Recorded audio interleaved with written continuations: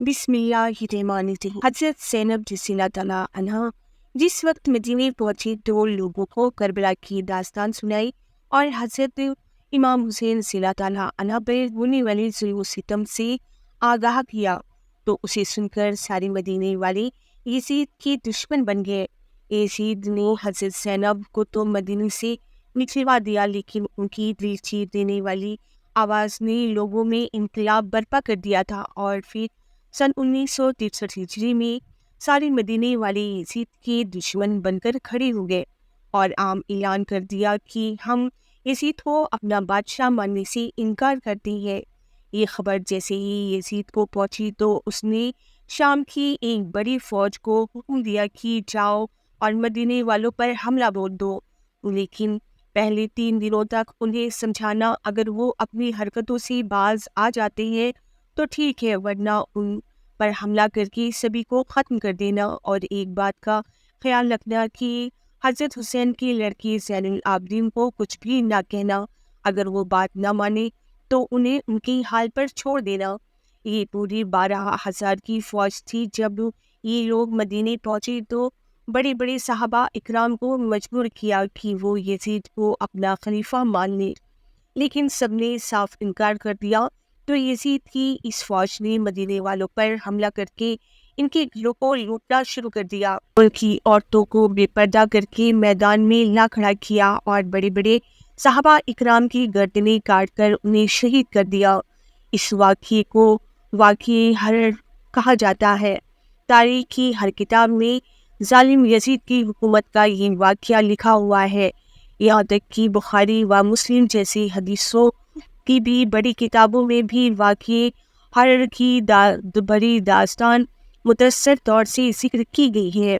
اس جنگ میں یزید کی فوج نے بہت بے دردی کے ساتھ بڑے بڑے صحابہ اکرام کو شہید کیا، یہاں تک کہ ایک روایت کے مطابق پورے 10,000 مسلمانوں کو شہید کر دیا گیا تھا، جس میں کچھ ایسے صحابہ اکرام بھی تھے کہ جنہوں نے جنگ بدر جیسی عظیم جنگوں میں حصہ لیا تھا۔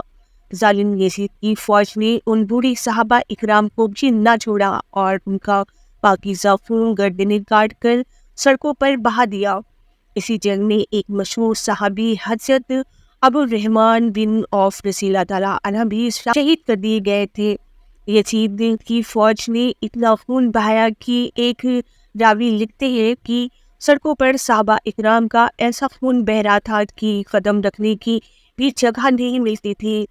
حافظ ابن عتیبہ ایک کتاب میں لکھتے ہیں کہ یزید کے لشکر کا ایک فوجی کسی بڑے صحابی کے گھر میں گھس گیا اور تلوار لہراتے ہوئے عورتوں سے کہنے لگا کہ گھر میں جو کچھ بھی سامان ہو وہ میرے حوالے کر دو۔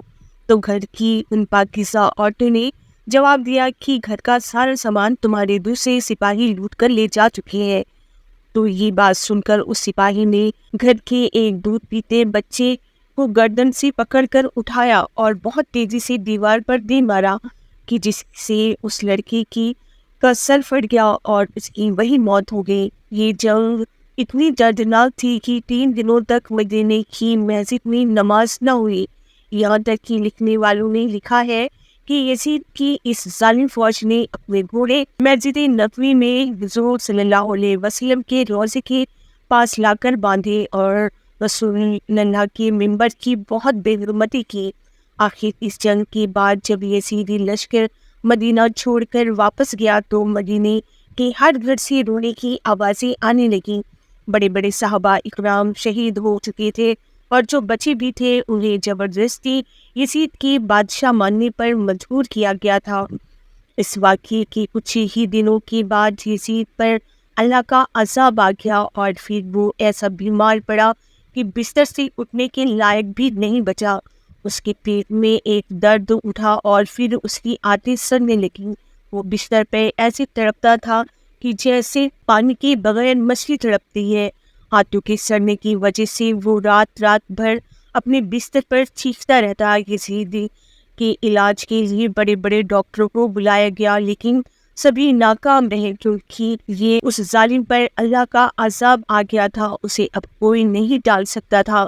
اس بیماری سے اسے بہت پیاس لگتی، لیکن اگر وہ پانی پیتا تو اندر جا کر وہ آگ کی طرح کھولنے لگتا اور ایسا محسوس ہوتا جیسے سینے میں پگھلا ہوا شیشہ ڈال دیا گیا ہو، اور اگر پانی نہ پیتا تو پیاس سے برا حال ہو جاتا، کیونکہ اسی ظالم نے حضرت حسین رضی اللہ تعالیٰ عنہ کو کربلا میں پیاس سے تڑپا تڑپا کر شہید کیا تھا۔ آج جو اسی کے بدلے اللہ نے اسے ایسی عبرتناک سزا دی کہ وہ دنیا کے لیے عبرت بن گیا۔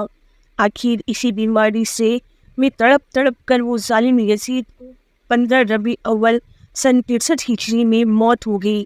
جب اس کی درباری اس کی لاش کے قریب آئے تو ایسی بدبو آ رہی تھی کہ سبھی دور بھاگ گئے، کوئی اسے دفن کرنے کے لیے تیار نہیں تھا۔ پورے محل میں لاش کی بدبو پھیل رہی تھی، ہر ایک پریشان تھا۔ آخر کسی طرح چہرے پر پٹیاں باندھ کر ظالم یزید کو مقام رین میں دفن کر دیا گیا، لیکن اس کے کچھ سالوں کے بعد جب عباسی حکومت بنی تو ان کے خلیفہ نے یزید کی قبر کو دعا کر جب اس کی لاش باہر نکالی تو اسے دیکھ کر سبھی کانپ گئے۔